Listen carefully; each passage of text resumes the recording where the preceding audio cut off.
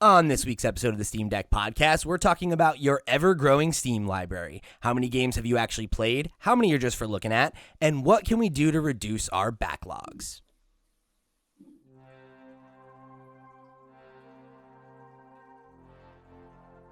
What's up, Internet? You're tuning in episode 128 of the Steam Deck Podcast, Flip Screen Games' weekly gaming podcast, all about Valve's portable PC powerhouse, the Steam Deck. I'm your host, Pete and Bessie, joined today, as always, by my very good friends and co-hosts, Mr. Steven Radford. Hello, hello. And Mr. Max Wright.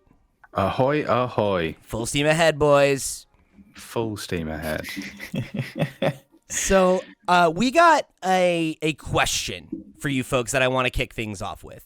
Right, we're talking about our Steam backlogs, and the question Max wants to ask is, what percentage of your Steam library do you think you've played? And we have a tool that we're going to use later to calculate what percentage of our libraries we have all actually played. So you're going to go guess, comment down below what you think it is right now, and then when we get to that section in the show, we'll all check, and we can see how in touch we are with ourselves, how self-aware we are of our Steam libraries.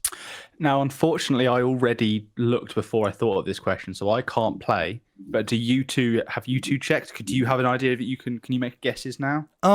I don't know the exact number, but I did run it to see if it worked and everything. So I have a ballpark in mind. So I would be cheating if I guessed. Yeah, same. Right. Yeah, because so we ran this because Pete found out that by default the privacy settings in Steam are pretty locked down. It doesn't show the game details in your library. So me and Pete both had to go and change that setting. So if you want to play this and you want to use the Steam DP calculator, which is, there's a link in the description to it, you'll need to go and change some of your privacy settings. But there's instructions on the link. So I'm ready to be embarrassed. That's for sure. Yeah. I have an idea of what the percentage is, and it's not. I have no great. clue about the percentage. I only saw the value of my library. Oh, okay. Well, then why don't you have a guess at your percentage then, Steve? How many of the games have you 40% played or unplayed? played? I don't Okay, think right. the's any way that you've played 40%. Yeah, that seems high. Like, that does seem high, which is ridiculous, isn't it? That we think that's high. But that's sort of, I guess that brings us. The point of this is, I saw this week that people were sharing their Steam DB calculator. This has come up a few times before in the past. Maybe not on this show necessarily, but on the internet, and people have been sort of shocked all over again by these I'd say harsh realities of their Steam libraries, because you sow by buying a load of games, and as soon as it comes time to reap, you're like, oh shit, this isn't good. But I think also the reason maybe it's showing up again is there are 4 million Steam Decks out there. The Steam Deck is many people's first dipping their toes into PC gaming or the Steam ecosystem in general. And as soon as you start seeing some of those sort of 90% off £2 games, I remember that game from when I was younger, you're just like, buy. And this was highlighted for me. A colleague bought themselves a Steam Deck this week. She's having an operation. Get well soon, Amy. And it was the first time she'd ever sort of done. Yeah, we wish her well. First time she'd ever sort of played a PC game, had even heard of Steam. I had to explain the whole of Steam and all that stuff to her. So the thing arrived, yesterday or the day before? And by the end of that day, less than 24 hours later, she already had 7 games. And that's a day one, because she was just like, oh, that's cheap. Oh, I like that. Well, when I play those at some point, and show you just bing, bing, bing, bing, you buy. Which brought me onto the topic I want to talk about here, which is, when does a Steam library become a Steam museum? At what point is it not just I've got these games to play these games, and is it just I'm keeping all of my Steam digital games in pristine, untouched condition? They're in the original packaging. Oh, don't touch them, don't play with them. They're just for looking at. At what point is that the case? And I think we can look at our stats and see whether we have Steam libraries full of games we like to play, or if we have Steam museums full of numbers that we like to watch grow. Okay, I'm gonna bring mine up then. And go on. Let's see, start with you.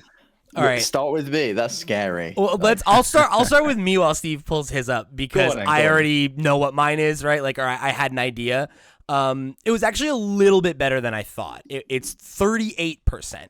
So I've played. Is that played? I've played 84 out of my 216 purchased games. Mine is also 38%, Really? but it's 270 of my 706 games. That's so funny.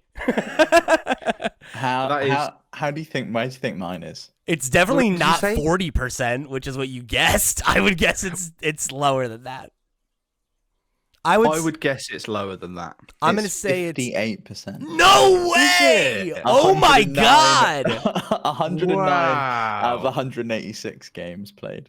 God, I'm Fair enough. I'm the bad guy here. I bought this topic expecting me to be on level with you guys. I mean, technically, me and if you did the raw statistics, me and Pete are the same. But wow, okay, I'm the problem. It turns out. It's you. Kids in glass houses, man. How that's old crazy. are all of your accounts? Mine's 14.9 years old, so I'm about to turn 15. Mine's 13.7. 15.6. Wow, okay.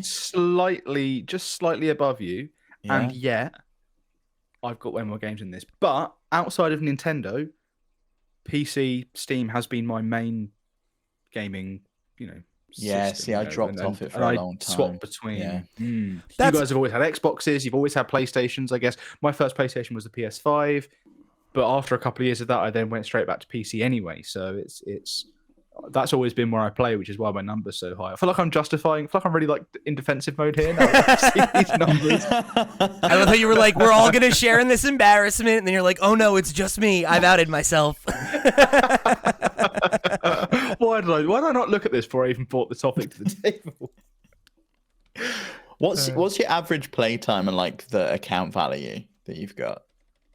Yeah. Okay. So my account value, the lowest prices. I think that means like if you bought every game you own was when at it its was lowest price cheapest. it's ever been, Yeah. £2,886. Oh Oh my my god, mine's only God. 765. Mine's Really? 749. Yeah. Wow. Yeah. All right. What's today's prices? 2,192. 2,750. Oh, you guys are really close. Mine's 9,760. Oh my god. When you think about, this is what I'm saying. When you think about all the things the British have stolen and kept in their museum, you're like, that's worth a lot of money. That is basically what I've got. I've been hoarding all of these games. However, we'll get into this in a bit. I've not spent that much on games, and I've probably not even spent that 2,886 because of reasons we'll get to in a minute. But still, Yeah, Let's that's the see. thing, right? Is like, this had me like reflecting on like the arc of my Steam library, right? And it's like I created my Steam account, right? Whatever, almost 14 years ago when I guess when I built my first gaming PC. And I had like a period where I was like doing a lot of PC gaming at that time, and that's like when I built up my first batch of Steam games or whatever, and then I had a long hiatus and then got back into it heavily with the Steam Deck, right? But I think part of that is also like, with library sharing and everything like that, like I have access to I've never done any of that. I've never Oh, done any of dude. the library sharing stuff. So my buddy, good. my buddy Andy, who's like one of my good friends for a very long time, old bandmate, all that kind of stuff. And he, like you, Max, has been a PC gamer for forever and has been building his Steam library basically since the beginning of Steam.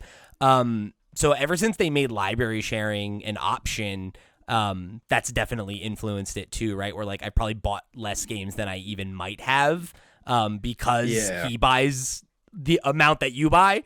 So I think that has shielded me a little bit from making worse decisions when it comes to buying Steam games. You go to buy it and you're like, oh, it's already available. Like It's like, oh, it's already in our I'm library. that- Great. Yeah, I'm that guy for my friend who there've been a few times where I've gone, I would quite like to play this game. Would you like to split it with me? Because as soon as I'm done with it, I know you'll be able to play it. And we did that for God of War. I was like, oh, I want you to be able to play God of War, but I also want to play God of War. So why don't we just split it in half? And he's like, yeah, let's do that. I'll send you half the money and we'll buy it. Probably not Who gets to keep the game though? Like who well, gets? I'm the one that puts the effort into buying it and putting it on the thing. So me. Okay. Yeah, I mean that's good. There's one other stat on this I wanna know from you guys. If you scroll down to the lowest prices section, there's an unplayed games row in the table, mine is £186. I have spent 100. Wow. If I'd have bought it at the lowest price, I've basically wasted £186 on games I've never played. Where does it say that? Underneath, so scroll down a little bit. You've got lowest prices, left-hand side. Lowest prices? Just slightly. You've got Steam ID just below. Okay. Oh yeah, $350. So you could have bought yourself a Steam Deck with the amount you spent on an unplayed game. Just lit $350 on fire. Yeah. Let's move on. And honestly, I think the thing that you brought up, Max, is like definitely part of it for me is the like museum element of like buying games that I've already played that I'm like, oh, I would love to play that again on PC, and then. Or I want to centralize my library. I'd like to be able to access it. And if I want to play something, I want to be able to access it, and that's right. why I do it. And that's why when I see something on sale, sometimes I'm like, I have no intention of playing that right now, but I know in the future at some point I've played that on PS4 before. I want to on Switch now. That's a problem. I guess that's the question: is like, is that number factoring for that? Is it so this is what you actually spent? No, it's not what you actually spent. This is the price that it would have been at the lowest. Then then I probably haven't spent that much, right? Like it probably wasn't actually $350. No, it's probably more than that. It was probably like $700. Because it's not what you spent; it's the lowest price ever. Oh, okay. Now I'm with you. Okay, I was thinking it was the opposite, where I was like, oh, it's probably less because I'm getting them on sale, right? But oh yeah, that's terrible. We're not thinking about the conversion rate here either, really, are we? But I don't think it really matters that much. My unplayed games is 1,170. Oh my god, Max! But again, I will get into this in a minute. It's not as bad as it seems. It's not as bad as it seems. Okay. I will get to. I'll explain why soon enough. One thing I would like to know, like you said earlier, average playtime and hours on record. Average playtime is 18.9 hours, which seems about right for me because I usually get bored after about 20 hours in a game. Yeah. And then hours on record is pretty low. It's only 2,056. Still got me beat. Mine's like low. It's my average playtime is 9.8 and hours on record is 825. Wow, okay. My average playtime is 9.5, so I'm like slap bang in the middle. But my hours on record is 2,558. So I'm like long tailing it. I'm not like I've got a few games that I play loads of. I've got lots of games that I play little bits of. I guess that's all the indies and stuff like that. I'm the opposite.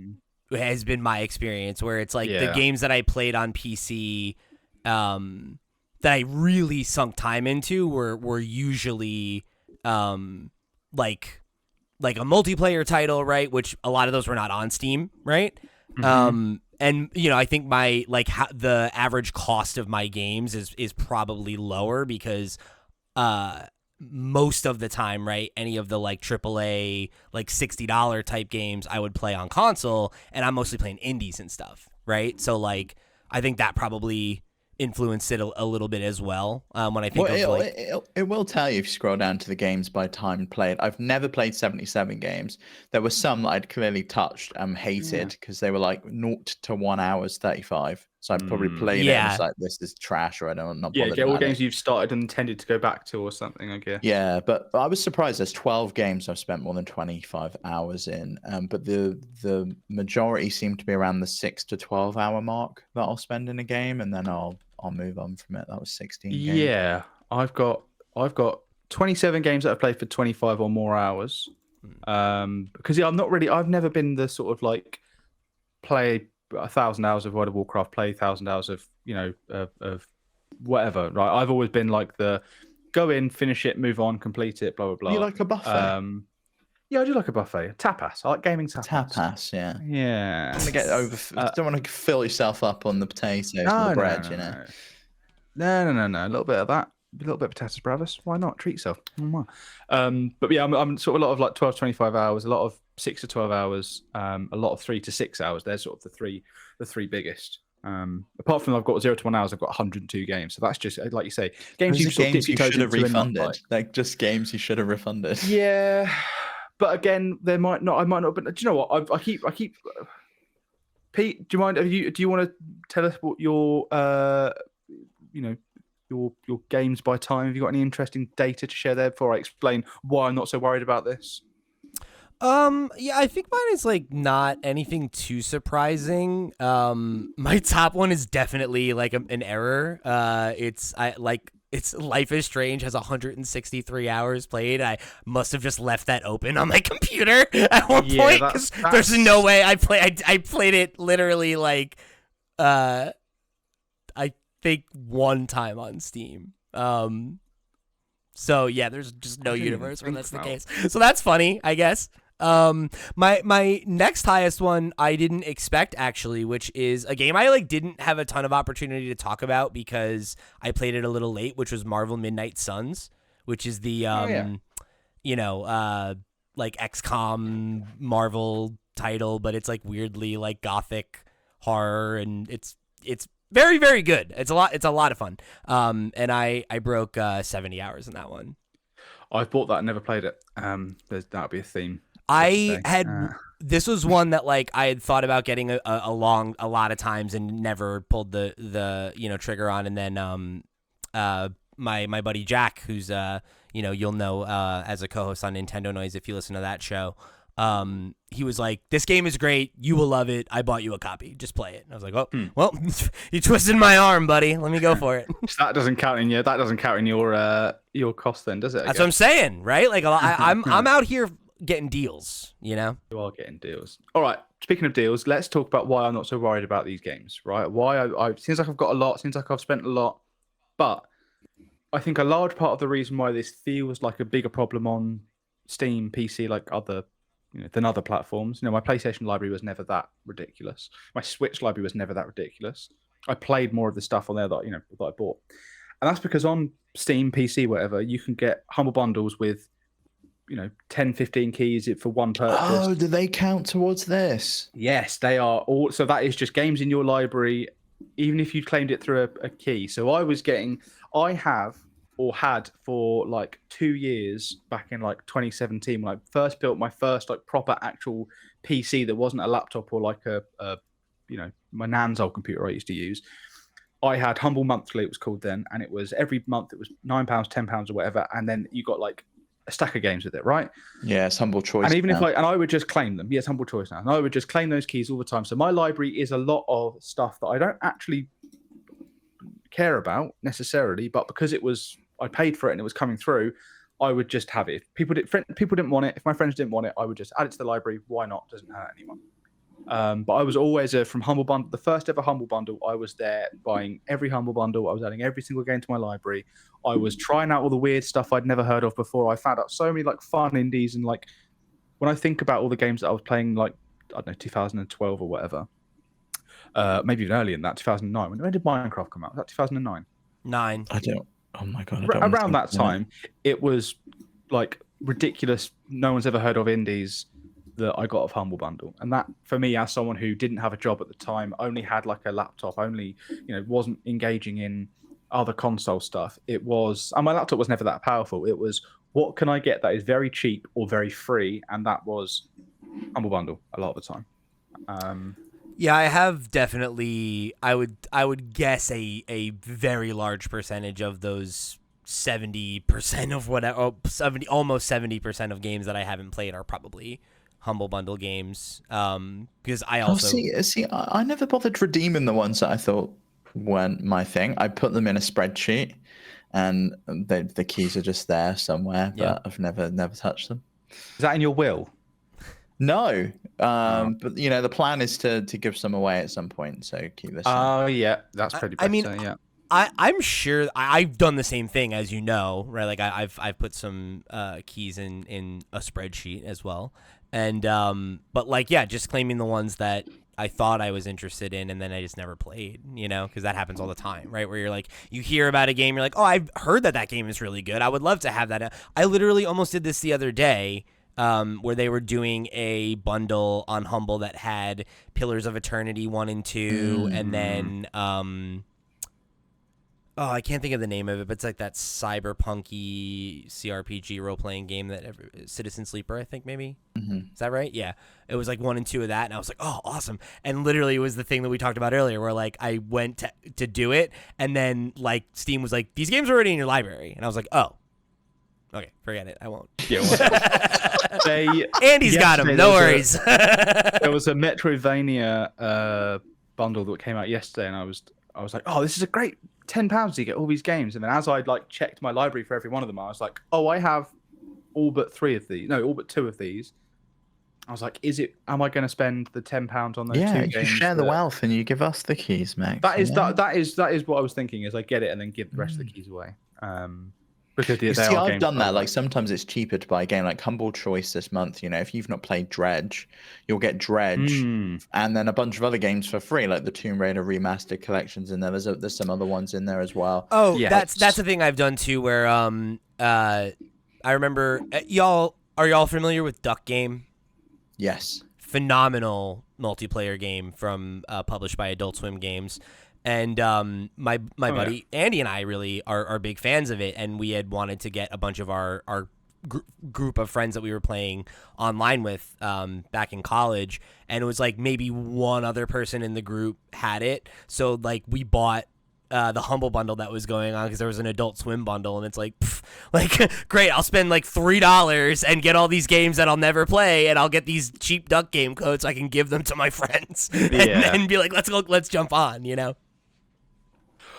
I remember when you used to be able to get, before Humble Bundle, you had like a minimum to get all the games. You could just donate a penny, and people would donate a penny, and it was then to pay what you want. Yeah, people would hoard the codes, and then when it had been a little bit of time, and the you would see people like start like in like back when I was in like Steam key trading groups and stuff like that, you would see people all of a sudden be like, oh, I've got this game, and this game. If anyone wants to trade, and it's like, well, that was in the Humble Bundle. 3 months ago or a year ago or whatever, you've paid a penny for that, and now you're trying to, flog that. I reckon I probably got some codes somewhere if I looked in my emails. It's like people selling Shein on Vinted. It's terrible. Exactly. Yeah. Exactly. Trying to claim that's Vinted. It's not even a year old. The person that made it isn't barely a year old. It's ridiculous. And speaking of Shein, I guess another reason that people probably buy a lot of Steam games. Hell of a segue.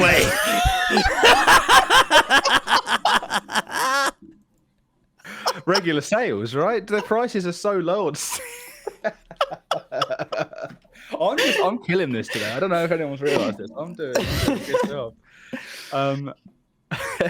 Honestly, it's the sales that's the problem, I think, because me and Pete always, will bring it up, right? We spoke about it the other week, Pete, where we just missed the sale, and we were talking about it on the show, and we were like, well, did either of us pick anything up? And I had 4 or 5 games in my cart, and I was like, but you know what? I'm probably not going to play any of these right now. So do I buy them now, knowing that there's other games I want to play that are coming out? No, not anymore.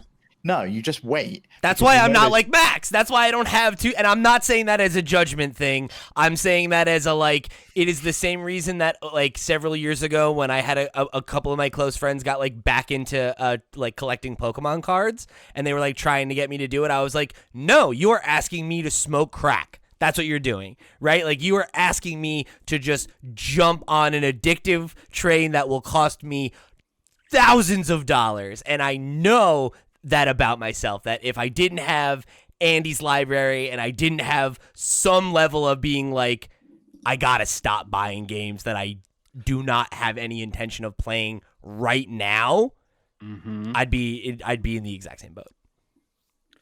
I'm learning a lot about myself here in learning that you lot are just nothing like me. I really thought we were in the same boat. See, Pete was like you, but then he got diagnosed with ADHD and started I got clean, Max. You can get clean too. You can live a clean life. You only need to buy games that you play. I promise. They'll still be there when you want to play them. I feel like I should just get into crack, and then I wouldn't have money to buy games. That would be better for me, I think. But I also, not only do I see games in sale, I'm like, oh, I'm not going to play that now. I see a game in a sale, I'm like, I have played that. However, what if I want to play it again and I don't want to have to play it on Switch? You know what? See, I have done that before, where I've double dipped on games, and I will be double dipping on Monday or Tuesday when Oblivion Remastered comes out, let me tell you. But I've double dipped on a lot of stuff. I've got Elden Ring on Steam Deck that Zaid bought for me. I've got Shenmue on there. I've got Hitman on there. I've played those games 1,000 times. but it's a different way of playing it. It's in a different Yeah. library, like it was originally on Your console. save files never lost. Exactly. The Last of Us Yeah. I bought, and I played that again, and I'll probably do the same with The Last of Us Part 2. I picked up the Uncharted collection a couple of months ago and started playing through that. Like, sometimes it's nice to double dip. Katana Zero announced after that game came out in 2019, ended on a cliffhanger, and they were like, "Don't worry, there's DLC." That got re-announced this week. Or was it last week? I think it was last week. And I was like, "Yeah, sure, I'll buy Katana Zero again," because am I realistically going to play the DLC on Switch, or am I going to play through Katana Zero again on Steam Deck and then play the DLC on the Steam Deck too? So that was a double dip I did recently. But I've done so many double dips, you know. I've done it the other way where I've double dipped on PlayStation for games I'd already beaten on Steam, and then I'll play it again on Steam. Like, played Sekiro 3 times, played Nier Automata 3 times because I played it on PC, double dipped on PS5, then came back to it on PC and played it again. Or there's what Pete does, which is like at launch, he double dips on Baldur's Gate so he can play the cutscenes on the TV. No, I didn't do that. I wanted to do that. You were going to do that. I wanted to do that, but I did not do that. And now I'm being rewarded for my procrastination because the last patch of the game came out. The perfect, most optimized version is out. And I have the best PC I've ever owned. So I'm about to play this shit in Ultra. Yeah. Like, I'm maxing all the settings out, baby. Mouse and keyboard. Yeah, this is going to be the first, like, big experience I've played on a desktop in a long time, and I'm very excited for it. Wow. Okay. That sounds really nice. That sounds lovely. I mean, that is the beauty of PC, though, right? It's the fact that you might have spent thousands on your library, but you can keep building a better PC. You can keep upgrading it. You can get the next Steam Deck. You can play these games everywhere. And that's exactly you won't, but you could. No, but you're right, Steve. You're right. This is an investment. I've invested in myself. You're right. When I first got my Steam Deck and I like booted up, I think it was like, oh, I'll play Half-Life 2. I downloaded Half-Life 2 just to sort of something I could try out. Half-Life 2 was the first. Granted, the first game that Pete played, I think, was Left 4 Dead. It was. Why not? It's a classic Steam title. And it was great because I had the experience you're talking about where I opened it up and it literally loaded my save file from 2012 and it was great. I was in the middle. I was like quite near the end of the game. So I had no idea what was going on, where I was. And I was like, I've not paid a penny for that experience. That has just been in the server somewhere in the cloud waiting for me to pick it up again. I don't think I paid a penny for Half-Life 2. They give that game away so frequently.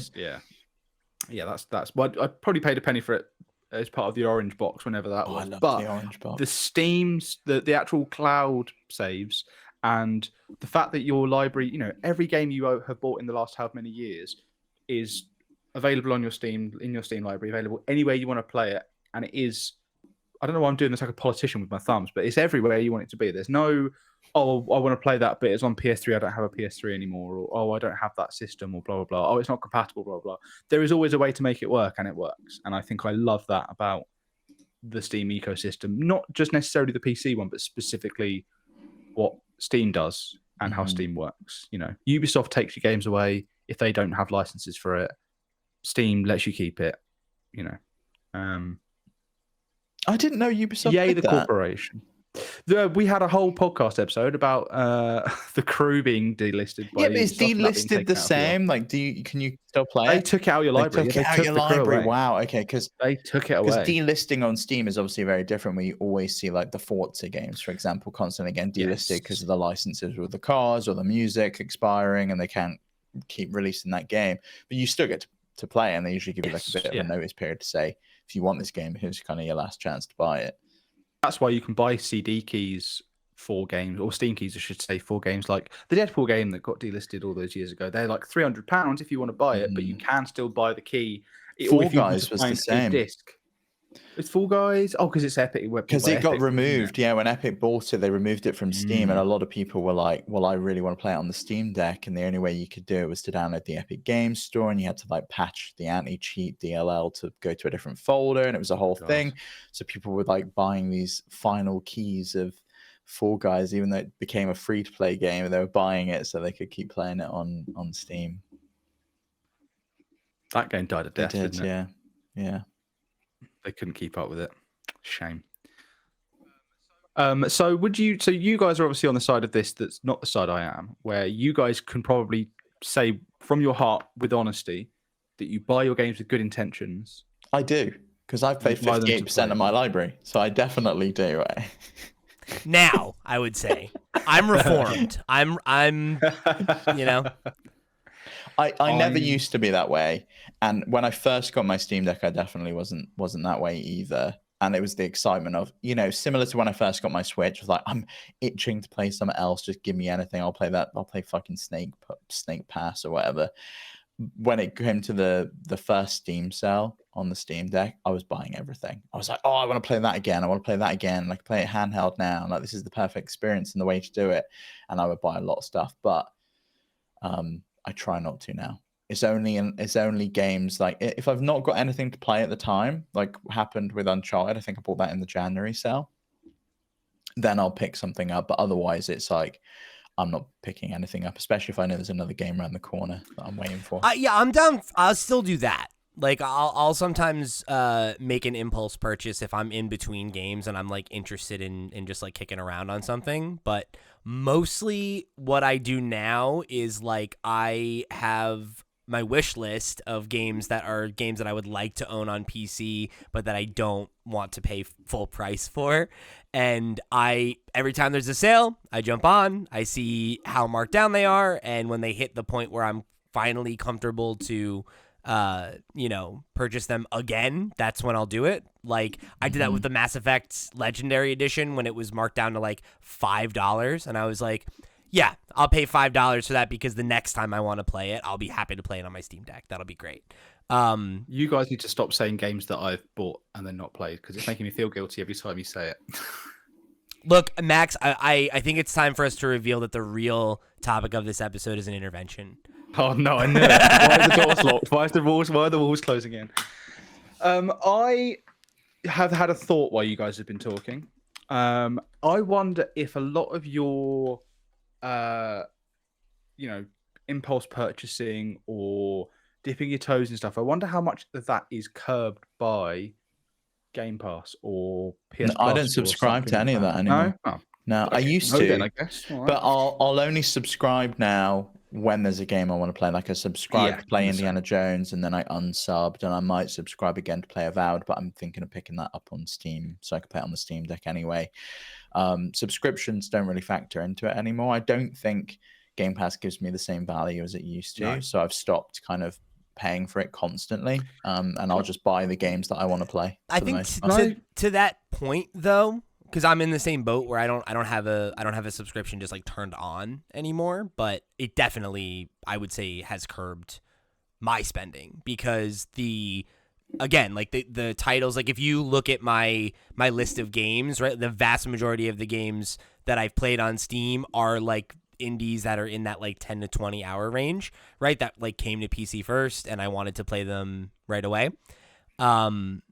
So like when those games come to Game Pass day and date, I will play them there instead because, like Wargroove, for example, right? I'm playing on Game Pass, Wargroove 2, because I loved the original. I would prefer to be playing it on my Steam Deck, right? But like, it's a free game, right? Like if I just play it on my laptop instead, then I can play it for free. Okay. Like right now, that's a value prop worth making because I already had Game Pass turned on because I played Avowed over there, and then I have been using rewards points to like keep getting free Game Pass so I could play South of Midnight, and I played Wargroove, and and I restarted Balatro on that to unlock all the achievements again. Hell yeah. Maybe I'll do that. Maybe I'll find a third way to play Balatro. But you know what I mean? It's like that is definitely a thing for me when it's like games that are games I might have bought and played on Steam instead that I was able to just get for a free month of Game Pass, Because if I can help it, I never pay for Game Pass, but sometimes you got. So the last time I subscribed to Game Pass, so when I found out that Lies of P was being removed from Game Pass, that's where I played it on PC. I'm excited for the DLC. Didn't want to have to start the whole game again. So I was like, right, I need to get my save file. Wasn't on my PC anywhere for some reason. must have been in the cloud. So I had to buy Lies of P on Steam, buy a month of Game Pass to extract my save, install Lies of P from Game Pass, extract my save file so I could upload it to my Steam one. So I paid That's so funny. not only the cost of Lies of P, but the cost of a Game Pass sub for the month, just to get my save files when the DLC comes out. I can buy that, play it, and You should just. You could have put it on the Windows Store. Come on. I disgust you. Don't ever. How dare you? What a ridiculous statement. Games to Windows. Do you remember Games to Windows Live? Do you remember that? Love it. Love it. Shocking. So I'm gonna move us to your next bullet point here, Max. Sorry to wrestle control away from you, but I think it's so. The next thing is, what the hell can we do to stop our backlogs from growing out of control? And I think Steve and I have very clearly illustrated what you can do to keep it from growing. And I don't want to at you again, but I feel like, again, this is feeling more and more like an intervention that you yourself organized by accident. Yeah, I'm going to change the wording of this. That's now going to be, what the hell can I do to stop my backlog from growing out of control? Because I put here, just stop buying games. Ridiculous, because that is a ridiculous thing that I'm not. So okay, here's what I would say, because it is ridiculous to stop buying games. You're always going to buy games that you don't play. It's part of your God-given right as a gamer. I think what you do is you try to you gamify it a little bit for yourself. You create like thresholds, right? Where I like to joke, right, when I'm buying something that maybe I don't need, but I got a good deal on it. It's like, hey, it's not a deal. That was a steal, right? And if you can get a steal on a game that you're not going to play, it doesn't sting as bad, right? If you pay $10 or $5 for a game that is $60 full price and you never play it, hey, $5 for it. You need to factor in the fact that he has over £1,000, or was it £2,000 worth of games? Steve, we need to take baby steps. We're past the shaming. Now we're working on solutions. That didn't come from a place of love. That did not come from a place of love. That came from a place of criticism. It sounds like if you were to open up your intervention letter, it'd be one of those ones from Harry Potter where it starts barking at me and like the paper shreds start going everywhere. Oh yeah, yeah. So the one that Ron's mum writes. Ron's mum sends him, yeah. So, look, I think there's a couple ways we can do this, Max. Right? You can maybe set a budget for yourself, right? Where you like, any game that's new that you want to buy, that's all right. You don't need to qualify that. But if you're buying a game that's not a new game, right?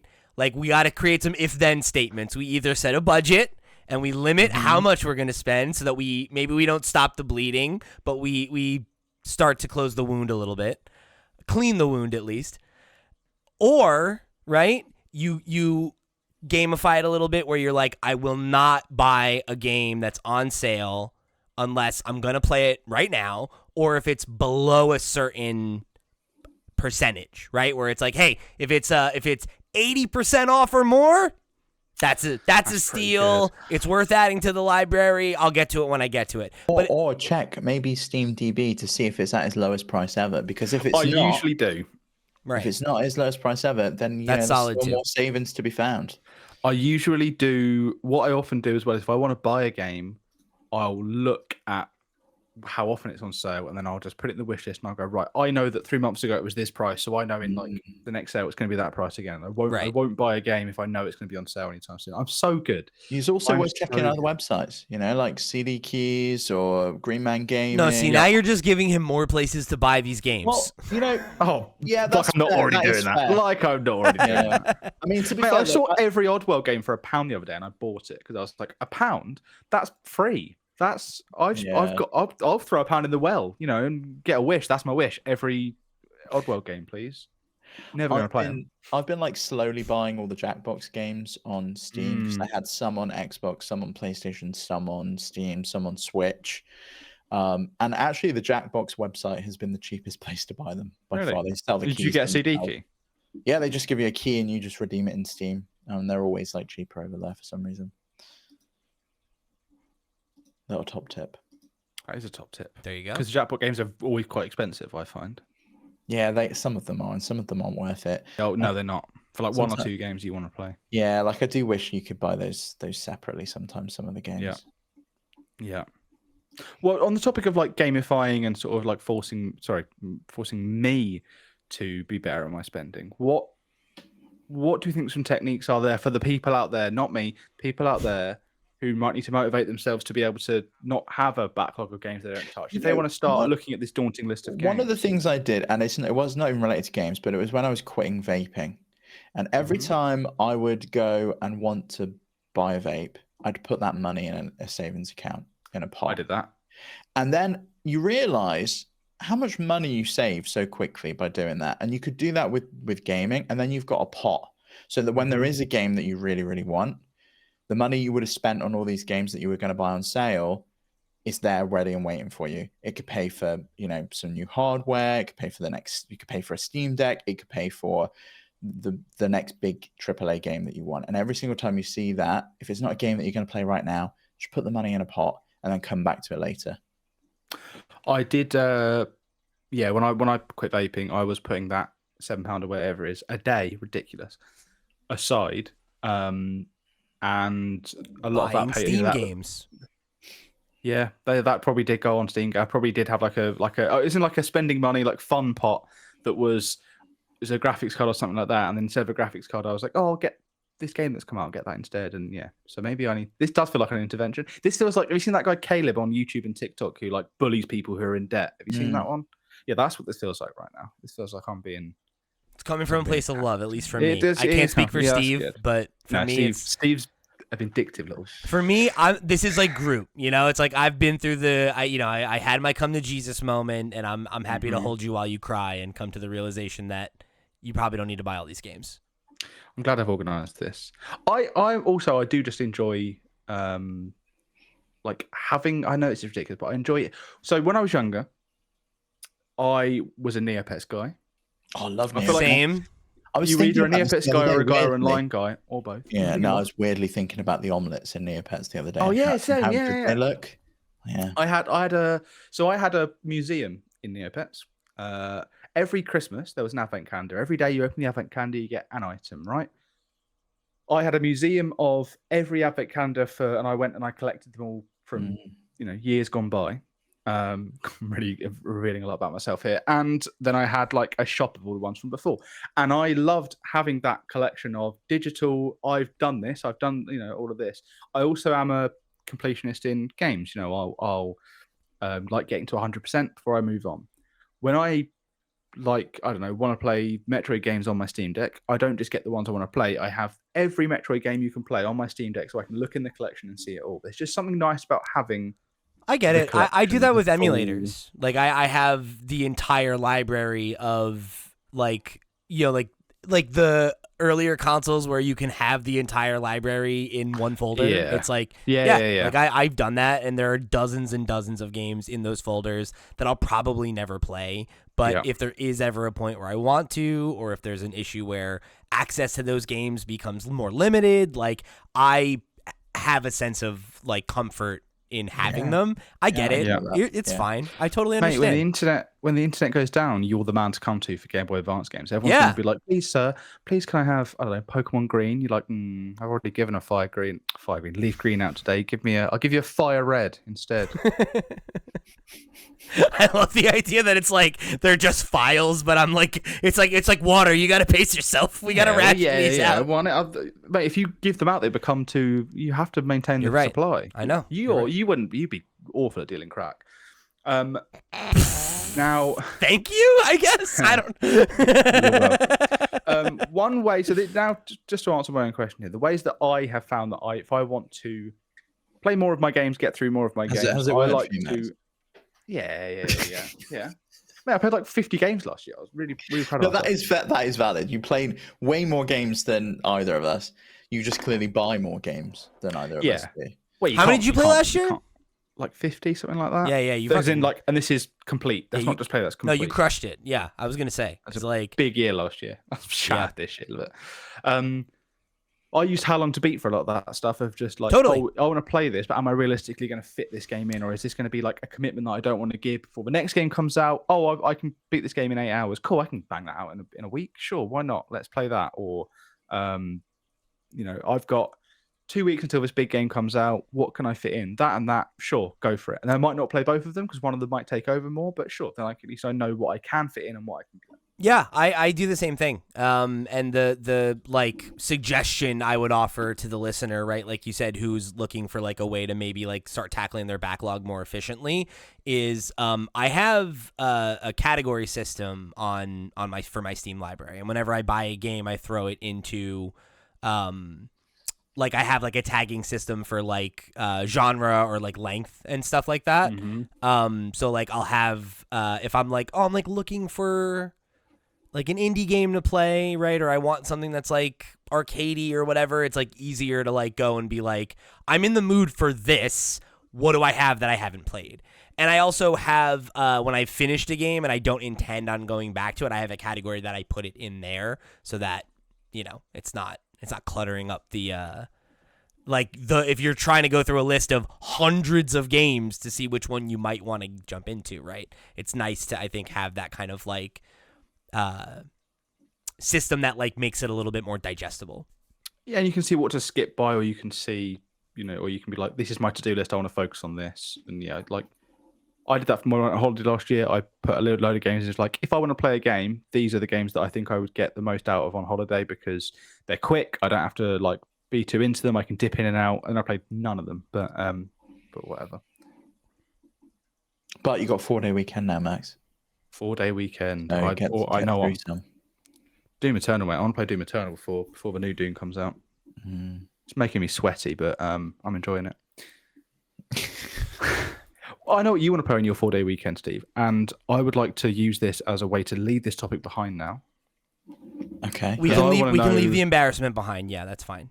Yeah, I would like to move on from this and never mention it again. However, I also would like, if you have been listening and playing along, I would like you to go back in the comments and tell us your percentages and how close you were. And also just write a letter of how much you love and respect me, you just want me to be better and all that sort of stuff. The normal intervention stuff. Place of love. Steve, I want to know how excited you are to play the Oblivion remaster that leaked. Oh, Oblivion remaster! I am through the roof. You know what, Steve? I can't wait to hear your thoughts about that. But before that, a word from our sponsors. This episode was made with support from listeners like you on patreon.com/flipscreengames. If you enjoy our podcast, supporting us on Patreon will help us spend more time making content and get you access to Patreon exclusive perks like early access to ad-free versions of all of our podcasts, and exclusive content like the twice monthly After Dark podcast, where Steve and I will share funny personal stories, play games with each other, and more. And my daily Patreon show, The Daily Checkpoint, where every day I'll spend at least 10 minutes answering your questions or sharing my off-the-cuff thoughts on what I'm playing and what's going on in the video games industry. If you like what we do and want to go above and beyond to show your support, head over to patreon.com/flipscreengames today. And we're back. Go ahead, Steve. Yeah, I'm through the roof excited about this. So if everyone hasn't seen it, Virtuos just decided to post pictures on their website of Elder Scrolls 4 Oblivion remastered. And there's been even more smoke since then, right? There's the links on Bethesda's website, the reference in the code, Oblivion remastered. This just looks incredible. Like, there's a collection of links over on Imgur that someone's put together with what it looked like before and after, and it's just like such a glow up. I cannot wait to play this game. This is probably my favorite Western RPG of all time. I have such good nostalgia for it, for playing this back in 2005, 2006 on the Xbox 360 when it was like a launch title over there. Looks like there's going to be a deluxe edition as well, maybe even a physical release. The Xbox AI chatbot was telling people that this was coming out on April 21st, so Monday. Oh, okay. Right, that's how you know that. Interesting. So we'll see if that is true, if AI is just making stuff up and hallucinating, or if it's got access to some back-end database and it shouldn't be revealing that information. That's interesting. Well, there were rumors that this was shadow dropping in April. That rumor's been around for a little while before these screenshots even came out. That it would be announced and it would be out, and there it is. what do you think of not just the fact that Oblivion's coming back out, about what we can see of this? What do you think of the enhanced visuals, the the look of the game? What are your thoughts? I think it looks great. Like they've clearly not gone too far with it. It's not stylistically, I think, too different. It's clearly the same game, but they've obviously put a lot of work in. You can see in some of the screenshots of like the water, for example, the fact that we've got real-time reflections now in there. There's clearly a lot more fidelity. There's like foliage in the grass. It just looks and feels even better than Skyrim to me. Which I was happy to see, because I thought, well, they're probably just going to be doing a remaster. It's not a full remake. There's only so much they can do with like the creation engine from back then. But it looks like Virtuoso's really polished this up, which I'm super happy about. I really hope they keep all the original faces, though. I'd love that. You know what? Me too. I want the same faces. I don't want them to touch the voice acting. No, yeah. It's got to stay. It's got to keep some of its like essence, and I think a lot of that stuff is the fact that there's like 3 voice actors that play 1,000 characters in that game. Like that's. And did they read they read all the voice lines just in alphabetical order, so there's no context for any of them. Yeah, so, and there's like even some bugs on like the unpatched versions where like some of the voice actors would be like, oh wait, hold on, wait a second, let me read that line again, and she like reads the line again, and they forgot to cut it out, and then they've like patched that out since. But see, there's an issue in this world of hyper polished games. You can polish a game too much to that it has nothing to grab onto because there's no edges. Whereas Oblivion and in many respects Skyrim as well has a little jank to it that makes you remember it, and it sticks in your brain. I've never played Oblivion. I just remember seeing my brother and my friends playing it when it came out. They were big on that game when it came out. And yet there is so much I know about it purely through being in the same room as them playing it, not even paying attention, but it's just those little things of like, isn't that funny? That stands out. Yeah, there's so much in there that is just like hilarious. Like all like the woman who has rats in her basement, and she like someone's bringing over a mountain lion to eat them, and she's like,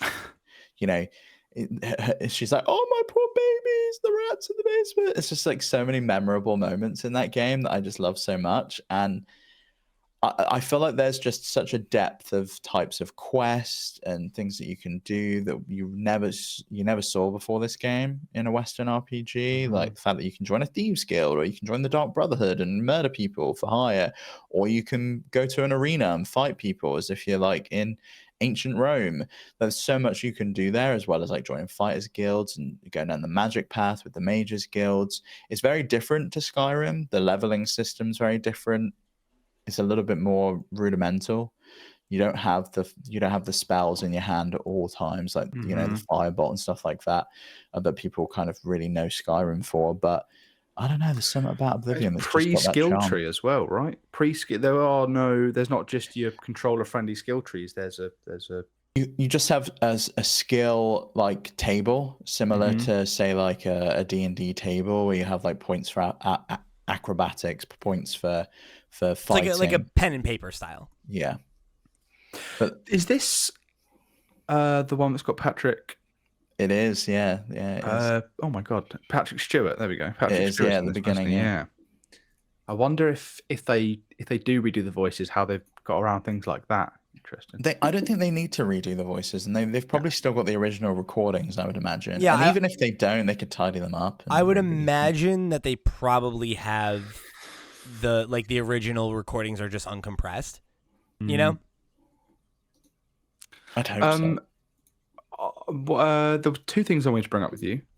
One, why didn't you play Ocarina of Time again? Just remind me. Famously why you avoided or didn't like Ocarina of Time. I don't remember why. You don't remember? To be honest. I believe, Counselor, I believe that he said it was brown and boring. Brown and boring. Now, is there anything you notice about these screenshots, Steve? Come on, Max. These aren't. Look at the luscious grass, the blue sky. When you go through the Oblivion portals, and like you go through to like the other world where it's like on fire. I don't know. And there's areas you don't see here, like Burma, for example, where like it's all snowy. There's like, so each town has kind of its own vibe. It's nice. It's cool. All right, I won't be a hater anymore. Chadnall's great. Max just wanted somebody else to be on the defensive this episode, take the heat off him a little bit. Yeah, I'm really leaning on you here. Do you think then, like you say that a lot of the stuff you can't really see everything or make a full judgment, but do you get the vibe that I'm getting, and I'm basing this entirely on my knowledge of the game when it came out and the marketing when it came out and the box art and all that stuff? There's a bit of a shift in the identity of Oblivion here. Do you agree with that? Like, there's a character on the front. There's there isn't just the logo on the book or whatever it is, the scroll, whatever it's meant to be. It looks like they're targeting a different audience with this or something. Possibly. I got the vibe from the deluxe edition artwork that it very much has like Skyrim vibes and feels a little bit more Skyrim-y than it does Oblivion. Like the color scheme of it, the fact that it's got the iconography of Oblivion rather than Skyrim, but it definitely feels like they're capitalizing more on that, and they should do, to be honest. More people know Skyrim than Oblivion. Did you see the rumored changes?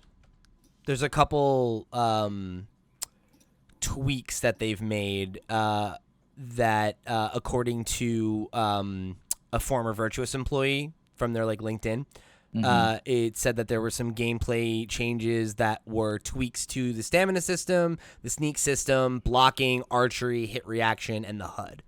Good. Yeah, I'm glad that they've made some of those. I mean, it used to be so silly that how you would improve your acrobatic skills. You just jump around the place. You literally just jump remember. around, and that would be how you get it up. So I hope they just sneak everywhere, and your sneak would just level up as you're sneaking. Yeah, I'm curious as to what they've done with stamina, because it used to just be it did get a bit tedious. You'd swing your sword about 3 times and then you'd run out of puff. So I don't know what that is. The sneaking, would imagine they've kind of backported the Skyrim style sneaking where you can kind of be detected or not detected, and people maybe and there's react to it. I believe that the icon noticing you, that kind of. I think you're correct. Well, so they've clearly it's clearly a remake more than a remaster in many ways, considering how many of the models look remade from the ground up. Yeah, it kind of seems weird. It kind of seems weird that they're just calling it a remaster. It does seem more akin to a remake, not a from the ground up remake, but it does. Some of the side by side screenshots that I've seen look pretty significantly different. Yeah. I thought so too, but you know what I mean? It doesn't just look like a texture thrown over what was there. It's like some of the environments have been recreated to look a little bit more in depth, to have more depth to them.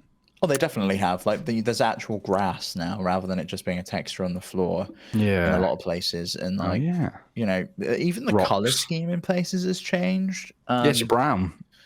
Some of it is more brown, but you've got to take into consideration that there is a time of day system in the game. So if the sun's shining on it differently, they've probably brought in some bloom stuff. There's probably a lot of things that they've added into the game that maybe aren't taken into consideration when you just look at screenshots. Am I right in guessing here that if Skyrim is Nordic, this is very Greek? I don't know. I'm looking at the character on the box art. It's got one of those skirts going on, like he's Hercules. The Skyrim style deluxe edition thing has the what looks like, again, I'm going on Hercules here, the painting on the side of the pot of a hero, but it's on leather. But I don't know, I'm getting it's more Greek meant vibe. To be Roman from what I know. But I mean that's obviously similar, right? Roman architecture very influenced by Greek architecture. Or not even just architecture, just culture in general, right? But yeah, you're very spot on there, Max, based on what I'm reading here. It's set in the land of Cyrodiil, which is a very Greco-Roman sounding name, and it's known as the Imperial Providence, and has many parallels to the Roman Empire. Look at me picking up on the clues they're laying Look down. at you, buddy. Look at me. I might play Oblivion. Please do, Max. It's so good. So good. There's something you said earlier about it was something that when Pete said about being able to sit down on the best computer he's ever had and play Baldur's Gate 3, my first thought was, well, maybe I can experience an Elder Scrolls game at the time of it coming out, mouse and keyboard, sitting in front of a nice screen, really immerse myself in it, because I do feel disconnected playing those games on a controller. It feels like Oblivion. It specifically feels like it's so old school, but it's made for controller. Whereas Skyrim feels too new school. It was made for like that it was. I don't know. Yeah, that is the problem that I've had when I went to go play Oblivion on Steam Deck. Is it's the PC version is keyboard and mouse only, and there's very little consideration for using menus with the controller. Mod it, right? You can mod it, you can patch it, you can use like Steam input. It's just awkward though. It's not the best. We talked about that when I was trying to do that with Dragon Age Origins, where it's just like, like there's a mapping that you can come up with, but it does not feel natural. Yeah. What do you think of Virtuos doing this? Because they've worked on, I know, Max, you said that they've done mostly Switch ports, but they have done some other remasters. They did the Outer Worlds Spacer's Choice Edition. I know that they are working on that Metal Gear Solid Delta game. So they're seemingly branching out a little bit more. I know they're doing an update for Cyberpunk as well with CD Projekt Red. It does. So I get that they clearly proved they can do stuff, but it just feels like Microsoft has bought so many teams to then outsource this to a third party. It just seems odd to me. And to pick a team like Virtuos to seemingly not just remaster something, but recreate all the assets in a lot of ways and like put their own identity on it, their own stamp on it. Well, you see, unlike PlayStation, they don't really have studios that are known for either porting or for doing remakes or remasters, like Bluepoint, for example. Yeah. Whereas because the Demon Souls remake, I was getting the vibe of similar to the Demon Souls remake in terms of the way they're marketing this with the the character and the fire, blah blah blah. And yeah, their Bluepoint are the goats on that, you know. So I kind of feel like maybe that's why they've outsourced it. Just to jump in here, it also seems like this is kind of Virtuos's specialty, because to your point, they developed the Spacer's Choice remaster for Outer Worlds, which was received a little bit mixed. There were some technical issues when it came out, but it ended up having like a 1.1 patch that kind of got things back in line. But if you look at a lot of their other kind of like big achievements, they've done a lot of like co-development or like support development. Like they did art support on Horizon Zero Dawn and Forbidden West, and they did the original Windows port of Horizon. After that fact, they also with Metal Gear, they're not actually the primary developer. It says it looks like they're assisting with development. So it seems like it's a pretty common thing for them to like be like a contractor that works with an established studio on a project like this. So I would imagine there's probably oversight from Bethesda in terms of art direction and stuff like that, and then Virtuos is doing the boots on the ground legwork, as it were, right? Because I think to Steve's point, yeah, Microsoft owns like 50 studios now or something. But most of them are not equipped for that kind of work as much as they are like making an original game where it would just be their time would be better served doing that. That's fair enough. Yeah, especially if like, say Microsoft is I don't know how this kind of thing works. Do they just pay up front for it and then just pay a fixed price and then they own the game outright? Or, it could be like a revenue share thing where Microsoft I doubt it. I'm sure you're right I'm sure it was a pay for you work just for hire. Paying, and it's like, right, here's all the assets, here's everything, work with Bethesda, and you just kind of get on with it and it's done when it's done. It must be, I mean, that's good to have your name on this as well. If that is just you've just been picked out, that must be pretty big. People, they're going to be eyes on this. And if people don't really know Virtuos because they've only ever done ports or assisted with things, this is the first game I can think of that the average person might be like, damn, who are Virtuos? As opposed to they ported some games to Switch and blah, blah, blah. Yeah, I mean every other like big thing they've done has just been that, right? It's like they ported they did the Nintendo Switch ports for BioShock Collection. They did the Nintendo Switch port for Arkham. They also did they helped on Astral Chain. They did the port of oh my god, I just saw it. It was, I think it's Dark Souls. It was one of the Dark Souls Remastered. Dark Souls Remastered was them as well. Yeah. So I think you're probably right. Like, this is probably their first opportunity, I think, to be the lead team on something that could really have a lot of attention. I did a daily checkpoint about this on Patreon, and I'm interested if you guys have an opinion on it. Do you think it's weird that this game might get shadow dropped? Like, doesn't it seems kind of odd that they haven't bothered to promote it a little bit more? It's not even any kind of anniversary from what I can tell. Like, if it is April 21st for Oblivion, like, I don't know when it dropped. I don't think it was then. 2006. It was March 20th. So if they were going to do it, they're a month late, So maybe they were aiming for that, March 20th.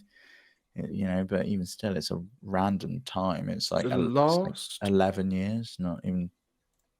No. So I wonder if it was supposed to be ready sooner or something. Yeah, Metro Prime Remastered was shadow dropped, and that was I don't know. That was a cheaper, but it was still a full. It wasn't like a cheap out. It was a full. Put a lot of effort into it, which this also seems to be too. It does seem weird. It does seem one of those things of, are you sending it out to die if you're not doing it as part of, like, it's not a Nintendo Direct or an Xbox event where everyone's eyes are on it. If this didn't leak, it would just be Oblivion Remaster's out now, and if there's not an event that there are lots of eyes on to bring you to bring attention to that fact, do people miss it? It's odd. People aren't going to miss this. There's no chance. But it is strange. But they did the same thing with what was that like rhythm game that they did a couple of years ago, and they just shadow dropped that in January. Oh god, Hi-Fi Rush. Yeah, Hi-Fi. They did it with Hi-Fi Rush, and people were like, "Oh shit, there's a new game out right now. I'm going to go download it," and everyone was streaming it on Twitch, and it really did seem to work for that game. And this is the Elder Scrolls. It's a known quantity, yeah. I guess it just seems like the kind of thing that I think in years past we might have heard about at like a summer, E3 event or something like that, like a year or two ago, and we'd be like, "Oh, the rumors could be wrong. It might not be coming out next week. I think it probably is, especially with all this, all of these images that have leaked and it being live on their website, But we could be wrong. It could be that this doesn't come out until June. It could be a E3 equivalent game. They shadow drop it at whatever their E3 event is, which is 2 months away. Christ. Yeah. Which I think is what you said, Pete, that you thought they were going to shadow drop it at the Xbox showcase. Sorry, yeah. But then the thing is that, like, does that detract from other things? They've got the Outer Worlds 2 direct straight after the Xbox showcase. So do you just get this out of the way? And it like fills in a hole that they've got in their schedule. Maybe you just don't have time for it elsewhere. Yeah. Are we thinking Game Pass for this, by the way? Game Pass, I would imagine it's also releasing on PlayStation and Switch too. So we'll see. Yeah, interesting. Yeah, I think I probably would agree with that. Maybe later though. Maybe especially at least on Switch 2. Maybe it comes later. Like if it is coming out like next week, but I could see it being delayed rollout to PlayStation as well, but probably not, because it's like maybe they do Switch 2 and PlayStation and say like September. Like later this year at the same time, right? And you do PC and Xbox day and date. Yeah, I kind of feel they're going to move away from that and just release everything in one go at some That's point. Generally my thought. Yeah, I think literally the only reason that I'm thinking it might not play out that way is just because we've heard so little about it. And like I think if it was coming to PlayStation, there might be signs of that. Like, like we got leaks of it on this website, and like we have data about it in some back ends and stuff like that. Yeah. And like you'd think that maybe there would be some scuttlebutt about that on the PlayStation side as well, which I don't think we've seen, but yeah, I certainly wouldn't be surprised if it was day and date. But I could also see it being like Indiana Jones, or it's like that just came out on PlayStation now, and it's like 3 months later. That was their first batch, though. That was like part of their like initial, we're going to keep going. And now I feel like Outer Worlds 2 was one of the first ones that got announced that it's coming to all 3 platforms. Yeah, day and date, right? So. Yeah. Yeah, so this I guess I could see going either way just because of like where it is in the timeline. But yeah, and the justification could be, well, Oblivion's already there. And, I wonder if this is going to be a free upgrade to people that own the game, or if this is going to be a paid thing. Probably not. On No. PC, I would imagine it could be, but yeah, I don't know. Because like that's how it was with like the BioShock collection. You could just get. I think the that's upgrade. how it was with Skyrim Anniversary Edition as well. Yeah, if I remember correctly. I think that's right. But maybe. I think the there was special edition. I that. think Yeah, there was a version that was a new SKU. Yeah. I think, but yeah, I think you're right. I think you're right. Well, all right. Well, hopefully by next week you'll be playing Oblivion, Steve. Maybe fingers crossed. Maybe we'll do a little. I honestly, it would be really fun if we all just played Oblivion. Like Max and I played for the first time in 2025. Permission for me to buy a game? Permission for me to buy a game, is it? Yeah, I'll buy If it, you Max, play it, yeah. you gotta play it. Yeah, buy it. Blueprints is getting shelved for a week or 6, and then I'm going to be playing. Oh, yeah, we can talk about Blueprints. Sorry. We'll save that for next week, boys. All right, folks. Well, thank you for joining us here in another episode of the Steam Deck Podcast. If you want to write in with your thoughts on how to tackle your Steam Deck library or your hype levels for the Oblivion remaster that we may be getting in as little as 3 days, definitely make sure you hit us up in all the ways that you can over at flipscreen.games. And I'd love to extend a special thank you to our Patreon producers for the month of April. They are, of course, Arnold J. Rimmer, Christopher Valenz, Gabriel Hasselmeyer, a.k.a. Sobe, Project Julian, Steve Stompy, Susan Still Likes Cats and Also Boobies, Voodoo Vic, That One Kid Nick, Ty the Dude, and Wakahula. Thank you all so much for your support over on patreon.com/flipscreengames. Y'all the realest of the real, and we greatly appreciate your support of this and all of our sister shows. If you want to go check those shows out, you want to write into the show, you want to join the community, whatever you want to do, head over to flipscreen.games. That's how you get involved. Thank you so much for tuning in again. For the crew, I've been Pete. He's been Steve. He's been Max. We'll see you next week.